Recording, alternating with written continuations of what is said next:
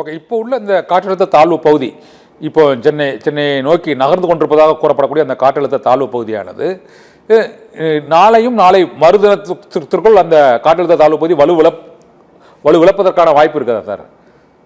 அதாவது இது சென்னை நோக்கி நகரவில்லை, அது இலங்கைக்கு தெற்குப்புறம் வழியாக குமரிக்கடல் வழியாக அரபிக்கடல் நோக்கி நகர்கிறது. அதை நோக்கிய காற்று இமயமலையிலிருந்து சென்னை வழியாக மதுரை வழியாக குமரிக்கு போகிறது. மியான்மரில் இருந்து சென்னையில் ஏறி மதுரை வழியாக குமரிக்கு போகிறது. அந்தமானில் இருந்து சென்னை வந்து மதுரை வந்து குமரிக்கு போகிறது. இலங்கைக்கு தெற்குப்புறம் பயணிக்கிறது. இது தமிழ்நாட்டை நோக்கி நகரல, தமிழ்நாட்டை நோக்கி இல்ல, அரபிக்கடல். அடுத்த நிகழ்வு தான் தமிழ்நாட்டை நோக்கி நகருது. 22ஆம் தேதி நிகழ்வு. அந்த 22 இரு நிகழ்வு இணைந்து தமிழ்நாட்டை நோக்கி நகர்வது, வட இலங்கை வருவது வந்து அடுத்த நிகழ்வு 22ஆம் தேதி வாக்கில உருவாகுது. சரி சரி. 21 மழைப்பொழிவை தொடக்க போகிற அடுத்த நிகழ்வு மாத இறுதி வரை நிறைய மழைப்பொழிவை கொடுக்கும். டிசம்பர்ல இருக்கு அதே மாதிரி நிகழ்வு. 21 டிசம்பர் வரை இந்த இரண்டாவது காற்றழுத்த தாழ்வு பகுதியினாலதான் அதிக கனமழை பொழிவு இருக்கு. இப்போ இருக்கிற அந்த கனமழை இதனால ஒண்ணு பெரிய அளவுல இல்ல. இரண்டு நிகழ்வு இப்ப இருக்க நிகழ்வால நாளை ஒரு நாள் கனமழை இருக்கு. தென் மாவட்டங்கள் மேற்கு மாவட்டங்கள் இருக்கும். இன்றைய விட கூடுதல் மழை இருக்கும். வட மாவட்டங்களுக்கு உண்டு. இன்றைக்கு மிரட்டலோட போகுது, நாளைக்கு மிரட்டலும் இருக்கும், மழையும் இருக்கும், மிதமான மழை இருக்கும், சற்று கனமழை இருக்கும், அவ்வளவுதான். ஓகே, ஆனா அந்த இரண்டாவது மாவட்டங்களுக்கும் கிடைக்கும். இப்ப கடலோரம் மட்டும் கிடைக்குது, உள் மாவட்டங்களுக்கு கிடைக்கும். மேற்கு மாவட்டம் கர்நாடக எல்லையோரம் கிடைக்கும். அரபிக்கடல் போனோம்னா மேற்கு தொடர்ச்சி மலை மாவட்டங்களுக்கு மட்டும் கிடைக்கும். அப்புறம் கேரளாவுக்கு கிடைக்கும். புதிய நிகழ்வு கடலோரம் என்ற. ஓகே, ஆனா பொதுவா அந்த வடகிழக்கு பருவமழை காலத்துல புயல் என்பது டிசம்பர் மாதம் அந்த இறுதியில் தான், அந்த டிசம்பர் டு ஜனவரி இறுதியில் தான் வந்து வழக்கமாக ஒரு புயலோ அல்லது ஒரு காற்றழுத்த தாழ்வு பகுதியோ உருவாவது வழக்கமாக இருந்து வரக்கூடிய நிலையில் கடந்த ஒரு 5-6 ஆண்டுகளாக அதிகமான எண்ணிக்கையில் இந்த காற்றழுத்த தாழ்வு மண்டலங்கள், காற்றழுத்த தாழ்வு பகுதிகள் ஆகியவை புயலுக்கு மீறிய மழைப்பொழிவை கொடுப்பதும், அதைவிட வலுவாக ஒரே பகுதியில் அது நிலை நிற்பதும், அதனால் கனமழை பொழிவு இருப்பதும் அதிகரித்திருப்பதற்கு என்ன காரணம்? திடீர்னு போன முறை காயல் பட்டத்தில் 94 சென்டிமீட்டர் பெஞ்சது. அதே மாதிரி இந்த தடவையும் இந்த கடலூர் மாவட்டங்கள், அதை ஒட்டிய மாவட்டங்களில் 21 சென்டிமீட்டர்லேருந்து 35 சென்டிமீட்டர் வரை இந்த மழைப்பொழிவு வந்து இருந்தது. சென்னையிலும் சில இடங்களை பொறுத்தவரை ஒரு 5 சென்டிமீட்டர்லேருந்து 15 சென்டிமீட்டர் வரை கனமழை பொழிவு திடீரென பெய்கிறது.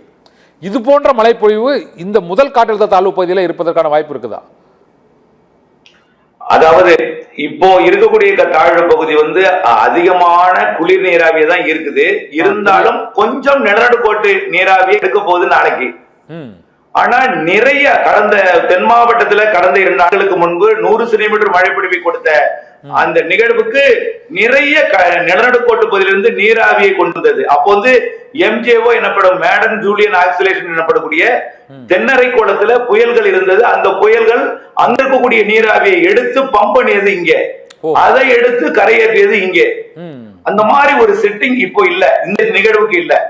ஆனால் அடுத்ததாக வரக்கூடிய 22ஆம் தேதி வரக்கூடிய நிகழ்வின் பொழுது தென்னரைக்கோள நிகழ்வு வட அரைக்கோளத்திற்கு நம்முடைய நிகழ்விற்கு ஒரு லிங்க கொடுக்க போகுது. தென்னரைக்கோள நீராவியை இப்ப சூரியன் குத்துக்கதிர் தெற்க போயிருக்கு. தெற்கதான் வெப்பம் அதிகமா இருக்கும். அந்த வெப்பத்தை, வெப்ப நீராவியை கடல் காற்று சுமந்து கொண்டு கடல் மேற்பரப்புல படும் பொழுது நீராவியை அள்ளிக்கொண்டு தரை ஏறும் பொழுது நிறைய மழை பொழிவை கொடுக்கும். அதே போலதான் கடந்த ஆண்டு நிறைய மழை, கடந்த சில ஆண்டுகளுக்கு முன்பு தென் மாவட்டத்தில் பெய்தது நிறைய மழை பொழிவை கொடுத்தது. 4-5 மணி நேரத்திலேயே ஒரு ஆண்டு கடந்த சில ஆண்டுகளுக்கு முன்பு மயிலாடுதுறையில சாதாரண ஒரு காற்று சுழற்சி, மயிலாடுதுறையில அதிகபட்சமா ஒரு 25 கிலோமீட்டர் கூட தாண்டி உள்ள வரல. பெரும்பாலும் அந்த சிதம்பரத்தை ஒட்டிய மயிலாடுதுறை ஒட்டிய கடலோர பகுதிகளுக்கு நிறைய மழை பொழிவை கொடுத்தது. அதே போலதான் வெப்ப நீராவி கரை ஏறும் பொழுது குளிர்காற்று சந்திப்பை ஏற்படுத்தினால் மழை பொழிவை ஏற்படுத்தி கொண்டே இருக்கும். இதுக்கு எல்லாமே காரணம் செட்டிங் செட் ஆகிறது தான். வெப்ப நீராவி நிறைய கிடைக்கணும், வெப்பமான கடற்பகுதியிலிருந்து காற்று வரணும். வடக்கே இருந்து காற்று எடுத்துச்சுன்னா குளிர்ச்சியான காற்று தான் இருக்கும். அதே குளிர்ச்சியான காற்றுக்கு சமமான வெப்ப நீராவி நிலநடுக்கோட்டு பகுதியிலிருந்து காற்று இருந்து ஏறினா இந்த சொடுக்குள்ள வந்தா நிறைய மழை பொழிவை தரும். ஓகே, சிவகுமார் சார், நிறைவா ஒரு கேள்வி. இந்த இரண்டாவது காற்றழுத்த தாழ்வு பகுதி, இந்த முதல் காற்றழுத்த தாழ்வு பகுதி இப்போதுள்ள வானிலை நிலவரமானது நாளை மறுதினத்திற்குள் அது வந்து வலுவிழந்து விடும், அல்லது வேறு திசையை நோக்கி அது பயணிக்கும், அரபிக்கடல் நோக்கி பயணிக்கும்னு சொல்லிட்டீங்க.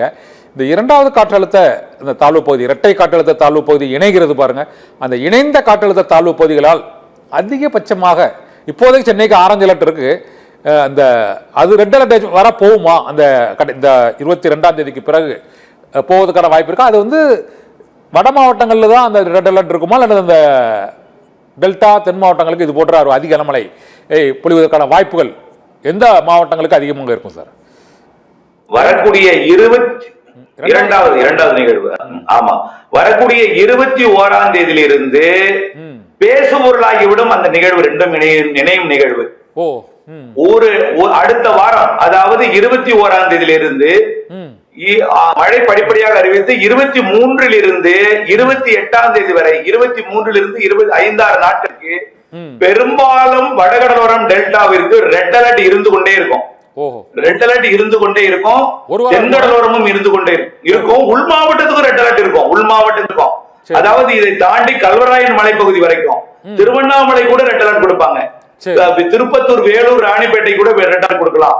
உள்ளே திருச்சி கூட ரெட் அலர்ட் கொடுக்கலாம். அது கடலோரமும் அதற்கு உள்ளே இருக்கக்கூடிய கிழக்கு பாதி கிழக்கு, அதாவது கல்வராயன் மலை மற்றும் திருச்சிக்கு கிழக்கே உள்ள மாவட்டங்கள், புதுக்கோட்டை, இதற்கெல்லாமே வரக்கூடிய 22ஆம் தேதியிலிருந்து 28ஆம் தேதி வரை ரெட் அலர்ட் கொடுப்பதற்கான நாட்கள் நிறைய.